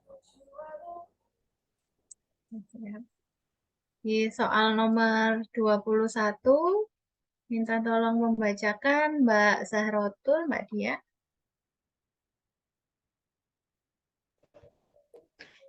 Seorang bidan komunitas membuat kerjasama dengan pemerintah yang mendapatkan bantuan bagi biaya persalinan masyarakatnya agar masyarakat mendapat bantuan biaya persalinan. Apa bentuk peran serta masyarakat untuk kasus di atas? A. Tabungan ibu bersalin. Gampang ya Mbak ya, tabungan ibu bersalin ya, ini termasuk PP P3K sama desa siaga. Oke, lanjut ke soal nomor. P4K, Mbak. Oh iya, B4K, maaf Mbak. B4K sama desa siaga. Terima kasih Mbak sudah diingatkan. Iya, sami-sami. Soal lanjutnya soal nomor 22, Mbak Ardiana. Kembali lagi. Ya, Mbak. Bidan mengkaji kesehatan keluarga di komunitas membutuhkan suatu pengkajian mengenai kegiatan sehari-hari kepala keluarga di luar pekerjaan tetap. Hal ini agar dapat memberikan asuhan sesuai dengan kewenangannya dan dapat didokumentasikan dengan baik. Apakah data yang perlu dikaji pada kegiatan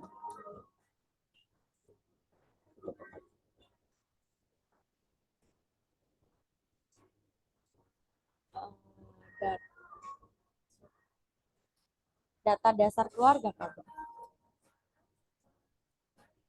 Data dasar keluarga. Jadi ini termasuk ini ya apa namanya pengkajian asuhan pemberian asuhan kebidanan itu kan kalau standar ada 5 ya, ada pengkajian, terus habis itu penentuan apa diagnosis, perencanaan, terus tata laksana sama dokumentasi ya. Yang di sini itu kegiatan sehari-hari kepala keluarga di luar pekerjaan tetap seperti itu. Nah, data apa aja yang perlu dikaji seperti itu. Nah, prinsip asuhan kebidanan komunitas itu kan ini ya meliputi multidisiplin baik kesehatan, sosial, psikologi, ilmu kebidanan dan lain-lain yang mendukung peran bidan di komunitas. Gitu. Jadi prinsip-prinsipnya itu harus prinsipnya juga harus melibatkan tentang sosial dan budaya di dalam keluarga seperti itu. Nah, nantinya kondisi sosial budaya dan keluarga itu yang dapat membantu bidan di komunitas untuk memberikan tata laksana dari suatu permasalahan yang ada di keluarga. Mungkin bedanya sama bidan yang kerjanya di rumah sakit ya, itu kan kalau bidan yang di rumah sakit pemberian asuhan kebidanan kan bersifat secara individual perorangan. Jadi apa yang misalnya ibu atau bayi yang perlu diberikan asuhan kebidanan ya akan dilakukan secara perorangan gitu. Mungkin kita bisa melibatkan keluarga saat melakukan asuhan kebidanan, tapi nggak secara keluarga besar seperti itu. Mungkin melibatkan hanya suami atau eh, ibu ibu kandung atau ibu mertua yang bisa membantu selama proses asuhan kebidanan. Tapi bedanya sama asuhan kebidanan komunitas, ini melibatkan keluarga, suatu sistem yang lebih besar. Jadi perlu dikaji sosial dan budayanya juga. Seperti itu. Lanjut ke soal nomor 23. Minta tolong bacakan Mbak Dina. Ini Bu, bidan Ani adalah seorang bidan yang bertugas di Puskesmas B. Selain bertugas di Puskesmas, bidan Ani juga membuka praktek mandiri bidan di rumah. Berikut ini adalah peran bidan Ani sebagai bidan praktek mandiri dan penggerak komunitas, yaitu kecuali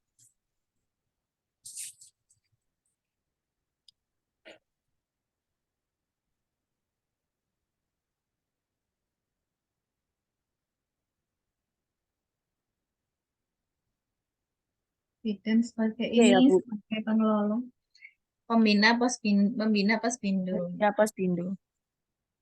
Ya. Jadi salah satu tuh peran bidan ya itu sebagai pengelola ya, ini penggerak berperan di masyarakat itu dalam kegiatan posyandu, membina posyandu, membina kader sama membina posbindu seperti itu. Jadi yang tidak itu melaksanakan kegiatan polindes. Jadi biasanya kalau polindes itu yang memberikan pelayanan itu bidan yang di puskesmas, yang bertugas di puskesmas ya. Teman-teman yang di Polindes atau Poskesdes itu biasanya bidan praktek mandirinya kah atau ininya apa bidan apa ini karyawan puskesmas atau bidan yang kerja di puskesmas? Bidan yang kerja di puskesmas biasanya kan ada eh, dibagi kayak PJ wilayah gitu, Mbak. Ada perawat, ada bidan, ada dokternya juga. Jadi apa di memegang wilayah Ya. dibagi seperti itu kalau di puskesmas. Iya. Berarti bukan ini ya Mbak, ya bukan PMB-nya ya, bidan PMB-nya yang jaga di Poskesdes ya. Memang yang kerja di Puskesmas ya. Iya, Iya. Ya berarti ini PMB kalau itu kalau di ya, kota seperti itu, enggak tahu kalau di desa. Gitu. sepertinya mungkin ini ya Mbak ya, apa namanya? eh, akan sama mungkin ya. Mungkin teman-teman yang di Probolinggo atau Banyuwangi mungkin Mbak-mbak ada yang ini Poskesdesnya memang dipegang bidan. Kalau secara memang secara nasionalnya itu memang bidan itu yang di PMB peran sertanya memang sebagai kegiatan posyandu, mengikuti kegiatan posyandu, terus membina posyandu. Biasanya PJ-nya itu memang dari puskesmas, tapi bidan itu dilibatkan dalam membina posyandu di lingkungannya, membina kader, juga membina posbindu. Gitu. Kalau yang jaga di Poskesdes biasanya memang bidan yang kerja di puskesmas. Mungkin akan sama ya Mbak ininya, apa namanya, peraturannya. Lanjut ke soal nomor 24, minta tolong membacakan Mbak Ida. Oke. Berikut ini termasuk wewenang bidan dalam melaksanakan asuhan kebidanan di komunitas, yaitu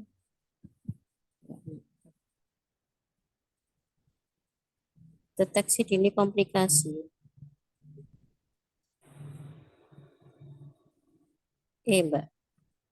Yang ini. Kalau menurut asuhan kebidanan di komunitas, itu sebenarnya bidan itu wewenang bidan di asuhan kebidanan komunitas itu cuma ada 3. Pelayanan antenatal, persalinan di rumah, sama pelayanan masa buku panduan ajar ya. Memang kenyataannya memang di lapangan tugas bidan itu banyak ya di komunitas kayak gitu. Karena ini biasanya soal-soal teknis bidang itu kita teoritis ya sesuai apa namanya ilmu kebidanan. Jadi nanti pilihannya ini Mbak, kalau misalnya asuhan kebidanan di komunitas itu wewenang bidan itu cuma ada 3. Pelayanan antenatal di komunitas, terus persalinan di rumah, sama pelayanan masa nidas. Itu aja. Tapi sebenarnya ya kalau di lapangan akhirnya banyak ya. Mungkin saya pernah bilang ya kalau misalnya jangan nanti kalau jawab soal mungkin jangan kecampur-campur antara SOP yang di rumah sakit atau SOP yang ada di puskesmas dengan standar nasional atau eh, teori di ilmu kebidanan seperti itu. Kadang teman-teman yang SOP-nya di rumah sakit atau di puskesmas kan memang beda-beda ya setiap wilayah ya. Nah, biasanya memang acuannya eh, ininya mudahnya biar teman-teman jawabnya mudah memang pakai pedoman yang nasional atau enggak gitu pakai yang sesuai dengan standar ilmu kebidanan seperti itu. Mengingatkan lagi aja. Jadi yang tadi jawabannya yang ini ya Mbak ya. Asuhan masa nifas. Lanjut ke soal nomor 25. Minta tolong bacakan Mbak Nurul Lailiyah. Yang merupakan pelayanan kombinasi antara rumah pasien dan unit kesehatan disebut juga dengan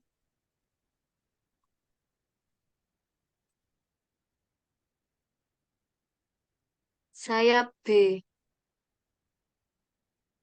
Ya, masih ingat Kurang kalau di paham.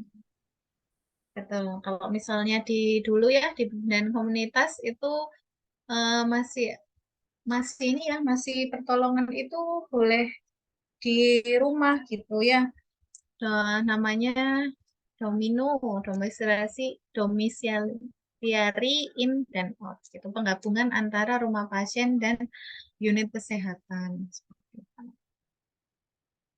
Kalau sekarang ini yang masalah standarnya semua persalinan harus di fasilitas pelayanan kesehatan.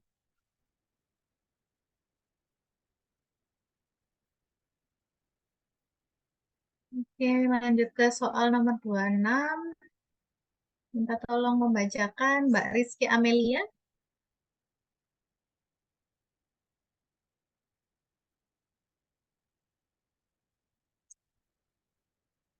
Mbak Rizky Amelia atau Mbak Shirley? Ya, Oke, monggo Mbak Rizky. tingginya kejadian kematian Nggak kelihatan. tingginya kejadian kematian ibu di suatu wilayah menunjukkan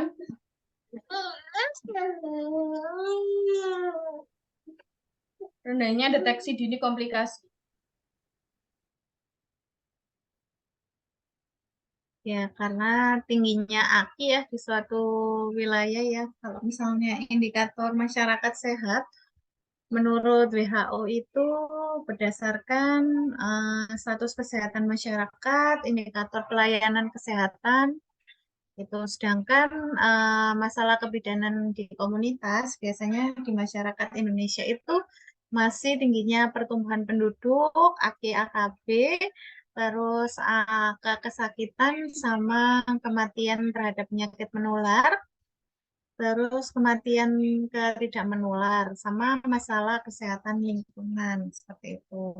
Nah, biasanya angka kematian ibu dan anak itu terkait dengan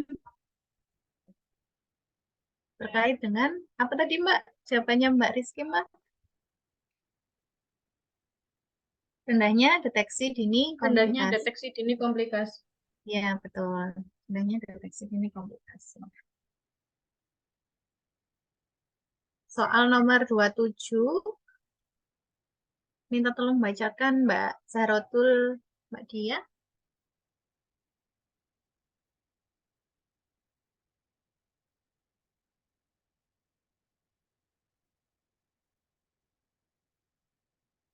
Minta tolong bacakan Mbak Shirley. Di suatu polindes, seorang bidan desa sedang melakukan asuhan kebidanan pada ibu bersalin yang sudah infarktut. Bidan melakukan observasi kemajuan persalinan kepada ibu tersebut sesuai waktu yang telah ditetapkan. Apakah bentuk pelayanan kebidanan yang sedang dilakukan bidan sesuai kasus di atas?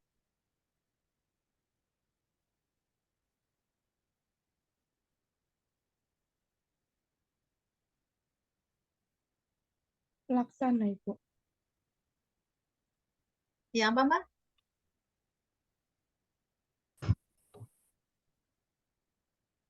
Jawabannya E. Ya.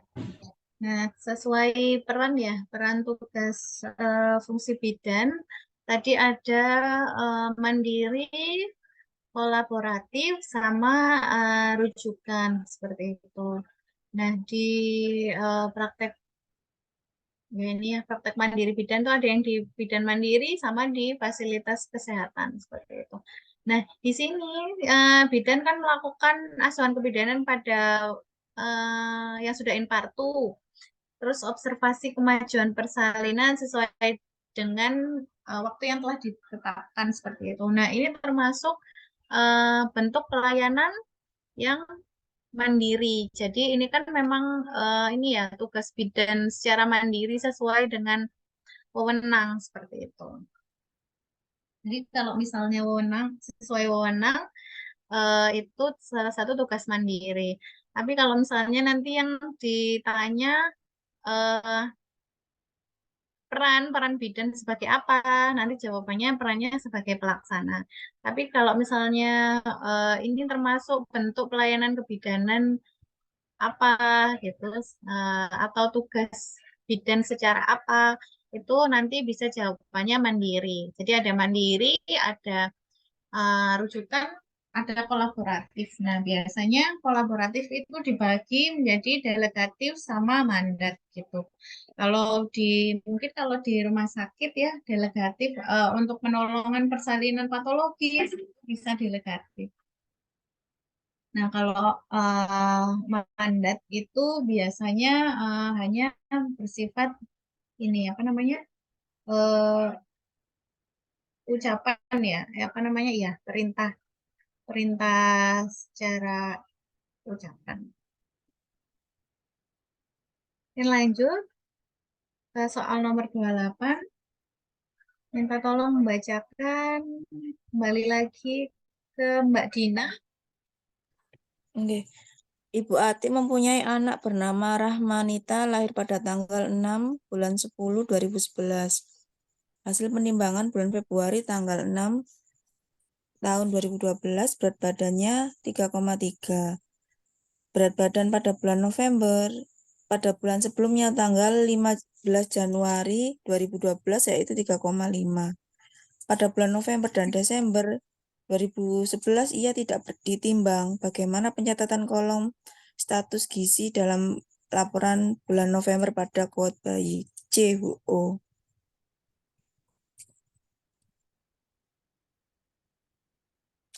Yang C. Oke. Ini penulisan di kohort bayi ya. Yang T turun. Yang apa, Mbak? Yang E? T turun T. B. Oh, B, yang B ya. Ya. Yang T ya. Karena bulan sebelumnya 3,5 ya. Terus habis itu yang sekarang berat badannya 3,3. Tiga. Ini ya register kohort bayi. Ini untuk penulisannya betul. Jika tidak naik berat badannya, T. Jika tidak ditimbang bulan lalu, tulis ini ya. Lanjut ke soal nomor 29. Minta tolong membacakan Mbak Ida. Seorang balita umur 3 tahun dibawa ibunya ke puskesmas dengan keluhan mencet yang belum sembuh sejak 2 minggu yang lalu. Hasil anamnesis balita masih mau minum dan makan. BAB 3-4 kali sehari, konsistensi cair, tidak ada darah dalam tinja. Minum dan makan biasa. Hasil pemeriksaan kesadaran kompos mentis, suhu 37, pernafasan 34, mata tidak cekung, turgor kulit kembali cepat. Balita dilakukan tata laksana khusus sesuai dengan MTBS. Bagaimana cara penulisan dokumentasi kunjungan pada kohort balita? C. Yang S ya, Mbak ya. Y. Ini ya, isian untuk MTBS, betul kalau misalnya sakit dan mendapat pelayanan MTBS, versi F.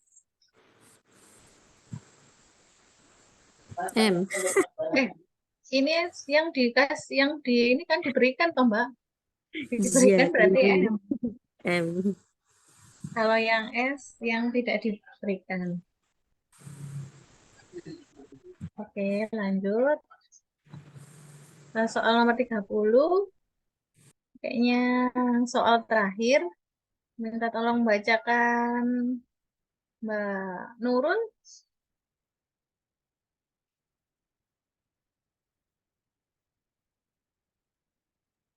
Nyonya Mirna baru saja melahirkan bayinya 2 bulan yang lalu. Saat ini beliau bekerja sebagai guru di suatu perusahaan garmen yang terkenal di daerahnya. Nyonya Mirna mengeluh bahwa saat ini nyeri pada payudara karena tidak bisa mengeluarkan ASI dengan baik. Ia mengatakan bahwa selama di tempat kerja terdapat peraturan bahwa tidak boleh memompa ASI ketika bekerja. Berdasarkan peraturan perundang-undangan perusahaan, Nyonya Mirna dapat dikenakan sanksi berupa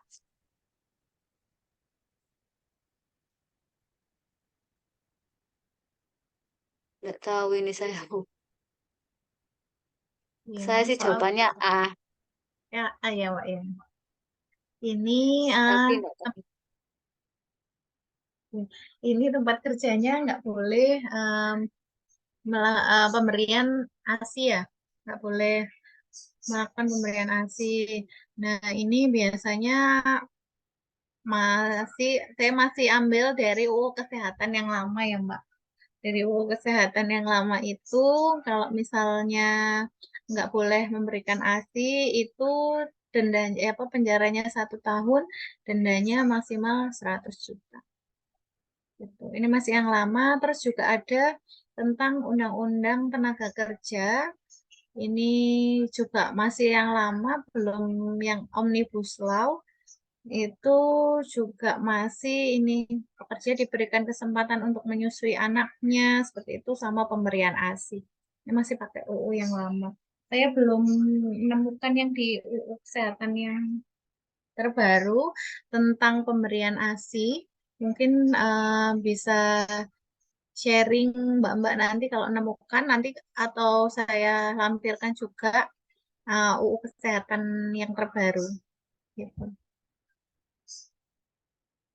Ini sepertinya sudah yang terakhir. Mungkin ada yang mau didiskusikan Mbak-Mbak.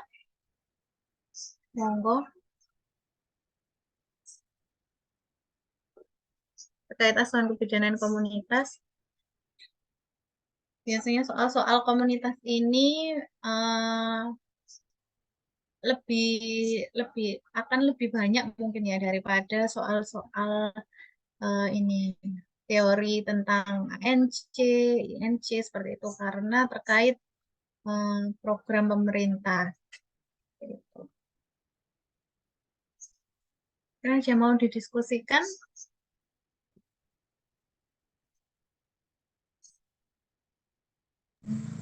Mbak, Ya, monggo Mbak. Mbak boleh lihat yang soal nomor 4, nggih. Boleh ya, Mbak. Nomor 4.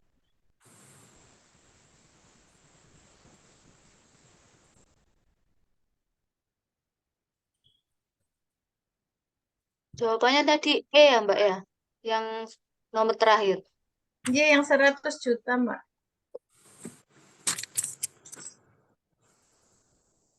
Penjaranya 1 tahun. Iya Mbak, monggo. Yang nomor 4 ya Mbak. Nah, ini di soal nomor 4 ini kan bidan ASN-nya di desa ini melakukan kunjungan rumah karena terdapat 14 balita mengalami diare. Nah, pada saat kunjungan rumah ini kan termasuk SMD, survei mawas diri. Iya, Kan enggak termasuk peneliti, ya Mbak. Karena dia mencari tahu penyebab diarenya itu karena apa. Oh iya betul. Nah, ini kan sebenarnya di soal nomor 4 ini yang lebih ke ini ya Mbak ya, lebih ke cari penyebabnya ya, bukan ke tata laksana ya Mbak ya. Kalau Mbak-Mbak yang lain gimana? Kalau tata laksana mungkin siapanya yang pendidik ya Mbak ya. Tapi kalau yang pencari tahu penyebab masalah wabah itu lebih ke peneliti. Okay.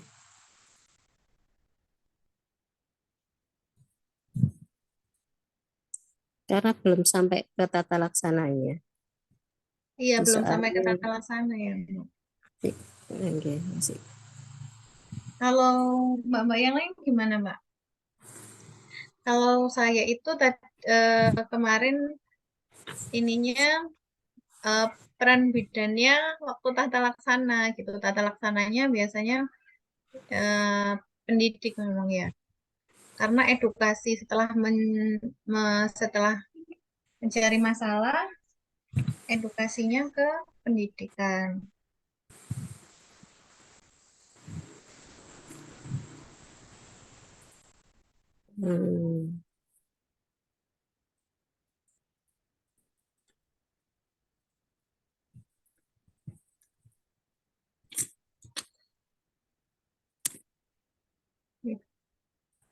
Berarti maksudnya jenengan ini pada saat kunjungan rumah ada masalah ini langsung kita Tata laksana sekalian dan gitu.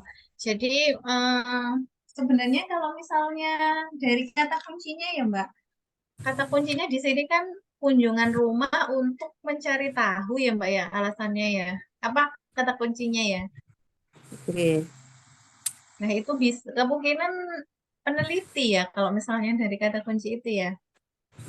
Mungkin pikiran saya kan dalam kategori SMD survei mawas diri nanti kan akan dilakukan MMD itu tadi. Iya, betul betul. Iya, ini iya Mbak. Kalau saya juga peneliti kayaknya ya. Kalau pendidik itu mungkin tata laksana setelah tindakan MMD-nya. MMD. Oke. Betul, iya ya betul Mbak. Ya, terima kasih Mbak sudah ini didiskusikan. Jadi ini nomor 4 ini nanti Mbak jawabannya peneliti ya Mbak, karena kata kuncinya kunjungan rumah untuk mencari tahu.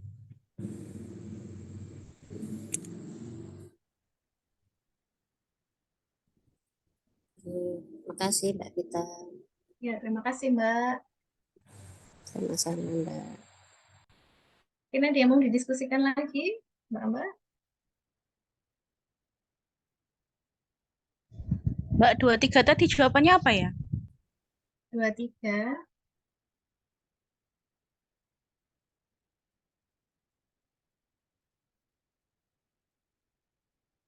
Melaksanakan ini ya. Melaksanakan kegiatan polinis, Mbak. Jadi kebidanan di komunitas PMB itu berperan dalam kegiatan posyandu, membina kader, sama membina posbindu. Jadi yang kecuali melakukan kegiatan di Polindes. Biasanya di Polindes itu bidan yang kerja di puskesmas setempat. Oke, terima kasih Mbak. Terima kasih, Mbak. Ya. Ada yang mau didiskusikan lagi, Mbak?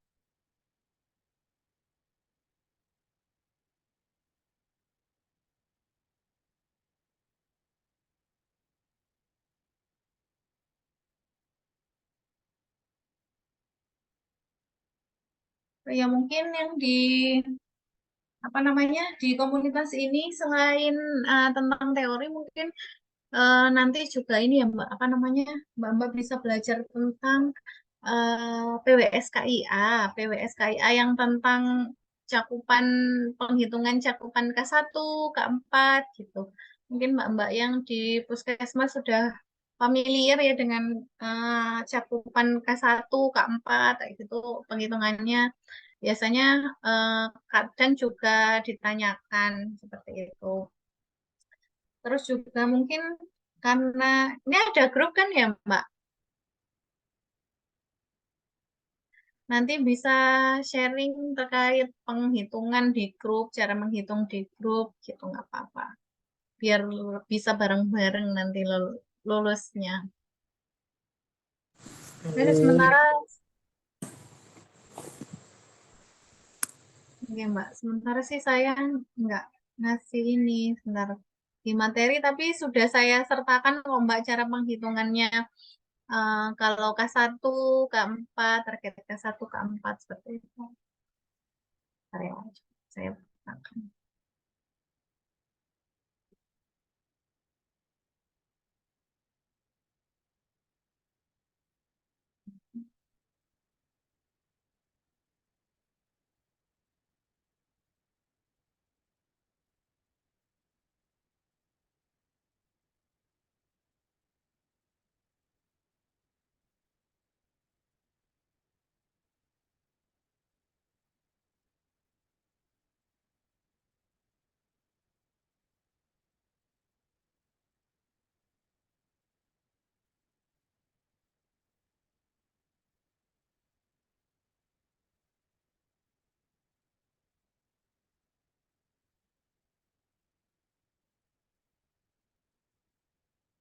Ya nanti bisa ini ya Mbak dilihat-lihat di materinya nanti.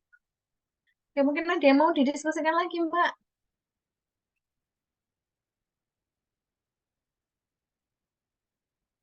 Mau dicukupkan untuk pertemuan hari ini? Cukup, Mbak. Oke.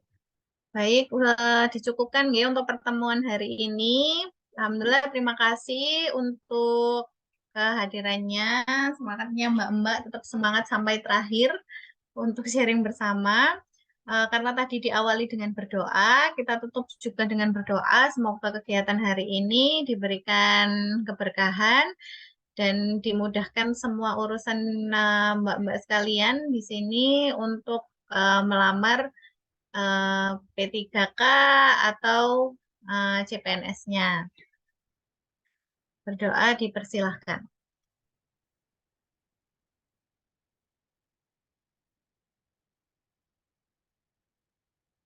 Berdoa dicukupkan. Sekian untuk hari ini. Saya tutup. Wassalamualaikum warahmatullahi wabarakatuh. Mohon maaf jika ada salah kata atau perbuatan ya, Mbak. Sama-sama, Mbak. Matur nuwun. Terima kasih, Mbak. Terima kasih, Mbak. Saya end group ya, Mbak. Oke.